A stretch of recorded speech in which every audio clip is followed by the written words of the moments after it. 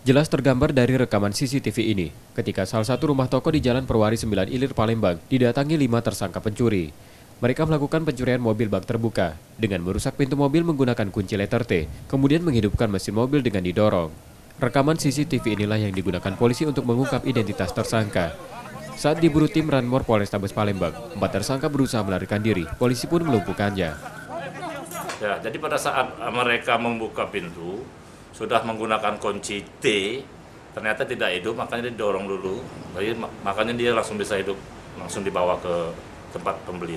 Bang, ini kan ada GPS-nya nggak mobil ini, Bang? Ya, jadi kami berdasarkan GPS, keterangan GPS dari korban, maka kami kejar di mana posisi mobil. Dan setelah kami adakan penangkapan mobil tersebut, di sana ada 1 orang tersangka yang melakukan pencurian. Dari 1 orang tersebut kami lakukan pengembangan sehingga mendapat 5 tersangka lainnya. Dari catatan polisi, para tersangka sudah 4 kali melakukan pencurian. Mereka kini ditahan Polrestabes Palembang untuk proses hukumnya. Yudi Kiswanto, Kompas TV, Palembang.